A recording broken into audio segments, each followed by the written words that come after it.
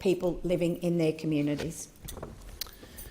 The question is that this bill be now read a second time, and I call the member for Lindsay. Thank you, Deputy Speaker. It's always good to follow the hard-working member for Herbert, my friend Cathy O'Toole, who is always standing up on behalf of her constituents and indeed all the people right around this country who will be adversely affected by this bill, which seeks to extend the cashless debit card trial to regions in Bundaberg and in Hervey Bay, forcing anybody under 36 to become a trial participant. We oppose this bill. Labor knows that the majority of income support recipients are more than capable of managing their own income. This morning, Deputy Speaker, I was over in the Federation Chamber and I was listening to the member for Dunkley, a member on the opposite side of the House, talk about how he received income support when he was a university student. Now, it's a great shame that the member for Dunkley isn't here, because I would be able to ask him how would he feel if, as a recipient of a welfare payment, he was told how and when and on what he was able to spend his own money on. Communities are not homogenous, Deputy Speaker. They are inherently unique with their own customs and circumstances, and it is an absolute disgrace that this government is willing to paint all of the regional communities where they want to roll this out with one swift brush.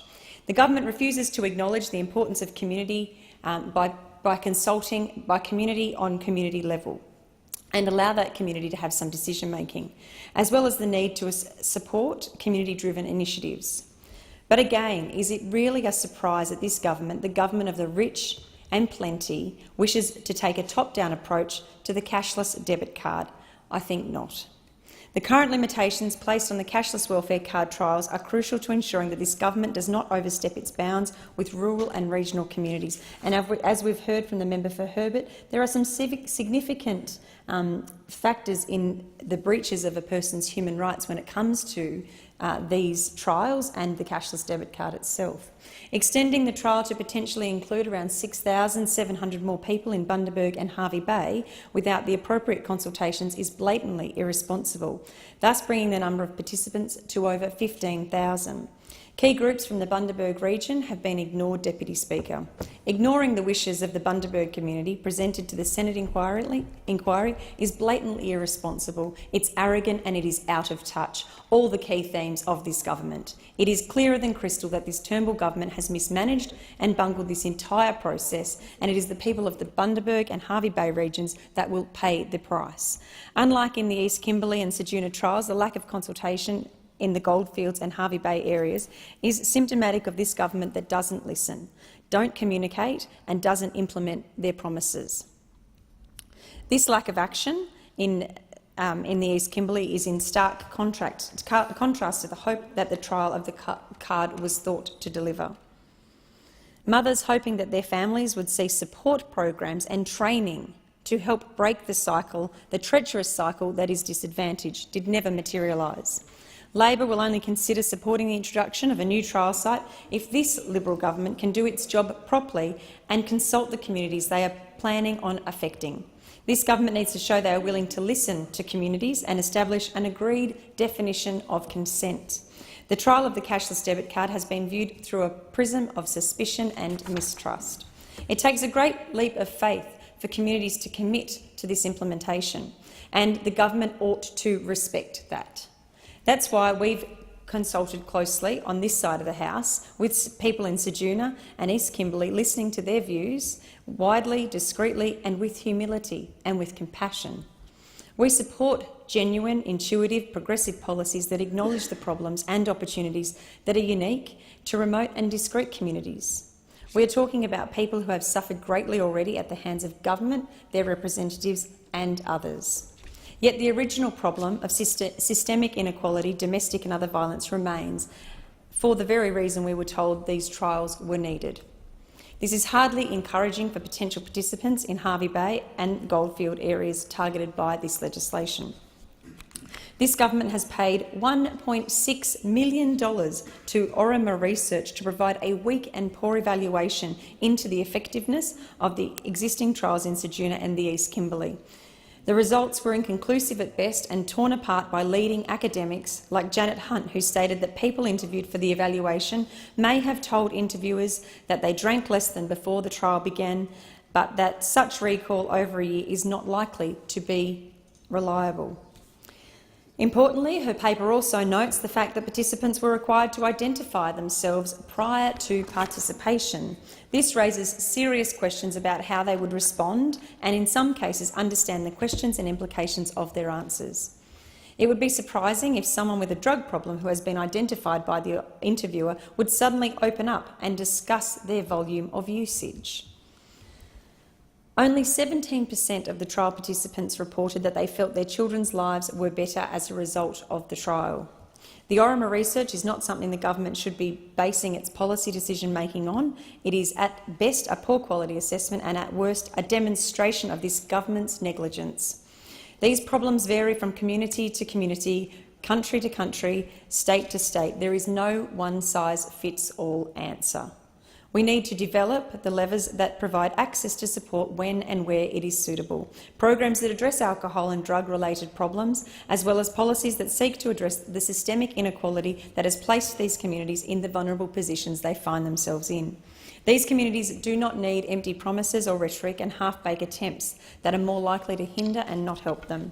They need to be heard, consulted with. We need to listen to communities to find out what assistance they require and in their voices, and tailor programs to suit specific locations. One size does not fit all. This isn't a scarf, it's not a pair of gloves, and it's not a beanie, Minister. This is not appropriate. To the 15th of March this year, the trials have cost around $24 million for those two sites. The cost per head is well over $10,000. Deputy Speaker, I do not profess to sit on in the Treasury coffins or with those boffins that spend our money for us, but I would assume that $10,000 could have been better directed for these individuals at things that actually went to the heart and the core of addressing some of the issues they find themselves in. We have no idea what this minister intends to charge taxpayers to roll out the cashless debit card in Bundaberg and Hervey Bay, and I don't know how the minister expects us to debate this legislation without this crucial information. This is symptomatic of a government's problematic approach to the way they run this country, which we saw this morning. Turnbull's mob doesn't want this parliament to be informed before making decisions, let alone the average Australian. And we saw that on trial this morning here, Deputy Speaker.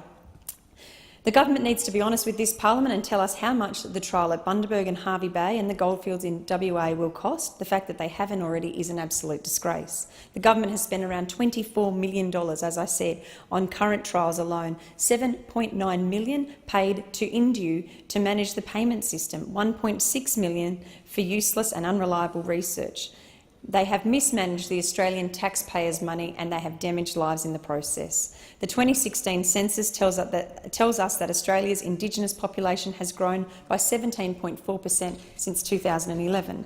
That's an estimated 3.3% of our total population and an estimated just slightly under 800,000 people who are concerned about the implications of a rollout of the cashless debit card. We need to be mindful of the implications of an extension of these trials and the psychological impact it has on every Indigenous person, regardless of where they live. It is imperative that we take actions of previous governments into account when we are discussing serious amendments and extensions such as the one before the House today. It is also important to note that these populations are also centred in the major cities, particularly in electorates like mine in Lindsay, Deputy Speaker. People who have suffered and been hurt by our collective actions, however well-intended they may be. People need to be reassured that our commitment to the implementation of effective education, rehabilitation and training programs are essential. They are essential to ensure that the inequality, suspicion and historical dislocation are addressed in ways that are consultative, well-resourced, well-researched and effectively delivered. While we know that most people have the ability to self-manage their incomes, we also understand that some people do need a hand. Extending the rollout of the cashless debit card without appropriate consultation and research is not an effective way of giving people a hand. It also clearly demonstrates that blatant negligence and contempt that the Turnbull government has for some of our most vulnerable Australian communities and people. Labor opposes this bill because there is insufficient, credible evidence to support the establishment of further trials.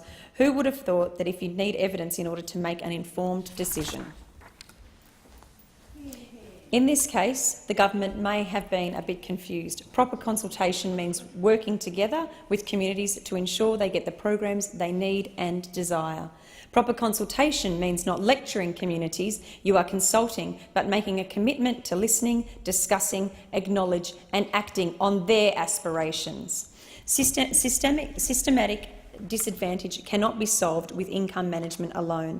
This government needs to provide additional support to communities who elect to participate in those trials, and that support needs to be targeted and it needs to be based on research and evidence. It is time for this government to sit down and listen to what these vulnerable communities are saying. Thank you, Deputy Speaker.